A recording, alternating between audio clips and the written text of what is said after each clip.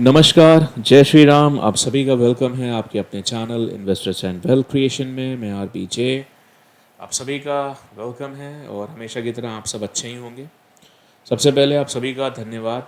Last video में जो India Pakistan का जो टेंशन जो स्टार्ट हुआ है, जिस कारण से जो आपसे मैंने बोला भी था कि कमेंट सेक्शन में जय हिंद और बाकी चीज़ें ज़रूर लिख के दीजिएगा, तो आप सब ने बहुत अच्छे से पार्टिसिपेट किया और अच्छे से लिखा, उसके लिए सबको दिल से थैंक्स। ये बहुत ज़रूर बोलूँगा कि चलिए आपका भी खून खोलता है मेरी तरह अपने देश के लिए, और बाकी पाकिस्तान का इलाज होना बाकी है। जिस दिन मोदी जी कर दें बहुत अच्छा है, मैं तो वेट कर रहा हूँ। चलिए, तो सबसे पहले आगे बढ़ने से पहले लास्ट वीडियो के बारे में क्या बात हुई थी, क्या डिस्कशन था, बात कर लेते हैं।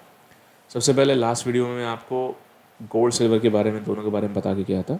गोल्ड के बारे में क्या बताया था, जो लास्ट वीक की क्लोजिंग थी 3329 के आसपास की थी, और जो मैंने लास्ट संडे को वीडियो डाला था, तो मैंने आपको क्लियर बोला था कि मुझे लगता है क्या करेंगे, मार्केट जब खोलेंगे, जब 9 बजेगा, जब 9 इंडियन 9 बजेगा, इंडियन टाइम का 9 बजेगा, तो उस समय ये करीबन हो सकता है 3280 तक एक बार गोल्ड कॉमिक्स का लेके आएँ, और फिर वहाँ से 3370 और 3420 तक लेके जाने के सब, मतलब 3370 एज अ फर्स्ट और 3420 एज अ सेकेंड। ठीक, आपको क्लियर बोला था जब तक 3258 के नीचे एक घंटे की क्लोजिंग नहीं लेता है गोल्ड, तब तक गोल्ड आपका वीक नहीं होगा और एक स्ट्रॉन्ग पुल बैक के चांस बनेंगे। सबसे पहले मार्केट खुली, ठीक, तारीख थी अपनी 24 तारीख को वीडियो डाला था। लो क्या लगा है ऊपर आप चेक कर सकते हैं, 3265। ठीक है, 3258 के नीचे एक घंटे क्लोजिंग नहीं आई और आपको पूरा पूरा चांस मिला गोल्ड लेने का। और ऊपर से अगर मैं कैलकुलेट करूं, ऊपर का गोल्ड आपका $3352 तक गया है, मतलब ऑलमोस्ट कितना देखा जाए तो $80 के ऊपर। $80 एमसेक्स में आपके करीबन ऑलमोस्ट 1600 से 2000 पॉइंट होते हैं।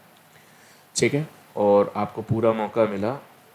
एमसेक्स के बारे में क्या बोला था, जब तक 94,100 के नीचे गोल्ड आपका एक घंटे की क्लोजिंग नहीं लेता है, तब तक गोल्ड वीक नहीं होगा और गोल्ड में एक पुल बैक के चांसेस बनेंगे, जो 95,800 का ऐसा पहला टारगेट और 97,000 दूसरा बन सकता है। ठीक, गोल्ड 94,160 का लो लगाया मंडे को, 100 तो टच भी नहीं हुआ, 100 के नीचे एक घंटा ठहरा भी नहीं, वहीं से मार्केट घूमी, आपको पूरा चांस मिला। ठीक, और 95,800 मतलब ऑलमोस्ट 1500 पॉइंट के ऊपर मिले। फिर वहाँ से मार्केट घूमती है, ठीक है, आपका 95,800 टारगेट लग चुका था, 96,000 समथिंग तक गई है मार्केट। चलिए, पहला टारगेट भी कोई छोटा नहीं था। वहाँ से घूमी, घूमने के बाद फिर 94,100 के नीचे क्लोजिंग दी। फिर पहला टारगेट मैंने उस जगह पे बोला था कि 93,750, 93,000 एग्जैक्ट 720-30 तक गया। फिर वहाँ से पलटा, एक पुल बैक मारा फंसाने के लिए, लेके आया 94,800-900 तक, और फिर मार्केट उसने धड़ाम से गिराई। जो आपको सेल का मैंने लेवल बता के रखा था कि 92,500 तक गोल्ड आपको देखने को मिलेगा, तो आपको ऊपर के साइड भी मिला 1500 से 17 पॉइंट, 1700 पॉइंट, और नीचे की साइड भी आपका 1500 से 1700 और 3000 पॉइंट के ऊपर, तो एक गोल्ड के एनालिसिस में आपको मिला। चलिए, सिल्वर की बात करते हैं। सिल्वर का जो लास्ट मैंने वीडियो बनाया था M6 का, वो मैंने मई कॉन्ट्रैक्ट के हिसाब से बना दिया था, लेकिन फॉरेक्स वाला आपको क्लियर बता के गया था। फॉरेक्स वाला मैंने क्या बोला था, सबसे पहले अगर एक चांस लेना है तो जहाँ पे एक, जो नए हैं जाके वीडियो सुन सकते हैं, या फिर आप पुराने जो सब्सक्राइबर्स हैं आप देखते हैं, आपको भी पता ही है, आप लोग लेवल्स भी नोट डाउन करते ही होंगे। तो 3340 से लेकर 70 के बीच में मैंने बोला था एक बार ये मार्केट ला सकते हैं, और वहाँ पे एक छोटा सा सपोर्ट बनाकर वापस से 32.40 से लेकर 70 के बीच में मार्केट ला सकते हैं, और यहाँ पे एक सपोर्ट बना के 33.30 डॉलर के लिए एज अ फर्स्ट टारगेट और 33.80 के लिए as a second target use कर सकते हैं, मतलब बना सकते हैं। तो जब मार्केट खुली थी, आपका जो लो लगाया ऊपर आप चेक कर सकते हैं, मंडे वाले ही दिन ही 32.64 32.4070 के बीच की मैंने रेंज दी थी, 32.64 का लो लगा। उसके बाद मार्केट आपकी 33.53 तक गई है, 33.53 तक गई है। ठीक है, तो इसको अगर आप जुलाई वाले कॉन्ट्रैक्ट में भी अगर आपने किया होगा फॉरेक्स के हिसाब से, तो आपके यहाँ से करीबन ऑलमोस्ट 1200 से 1500 पॉइंट बनते हैं, ठीक है। फिर मैंने बोला था कि एक 32-20 के पास एक सपोर्ट है, वहाँ पे भी आके अगर मार्केट मतलब एक स्ट्रॉन्ग सपोर्ट जोन है, वहाँ से एक पुल बैक मार्केट ले सकती है और $33 तक जा सकती है। सबसे पहले ये 33.30 का जो लगा चुका था, उसके बाद फिर मार्केट वापस से नीचे आई। वापस से मार्केट नीचे आने के बाद आपकी 32.17 का लो लगा। कितना लगा? 32.17, यहाँ पे आप देख सकते हैं 32.17, और उसके बाद मार्केट ने जो हाई लगाया वो लगाया 32.77, ठीक है। अगर 32.77 की बात करें, $33 तक का मैंने एक्सपेक्टेशन थी, लेकिन 32.77 कम नहीं है वहाँ तक, मतलब ऑलमोस्ट M6 में कैलकुलेट करोगे आप तो करीबन अगेन 1200 से 1300 पॉइंट होते हैं, ठीक है। चलिए, तो लास्ट वाले वीडियो में मज़ा तो आपको बहुत अच्छे से आया होगा हमेशा की तरह, लेकिन प्रॉब्लम कहाँ है, आप लोग को लाइक करने में कंजूसी करते हो। कमेंट्स कीजिए, लाइक्स कीजिए, तो मेरा मोटिवेशन बढ़ेगा, तो मैं इस तरह के वीडियोस आपके लिए हर हफ्ते लेके आऊँगा।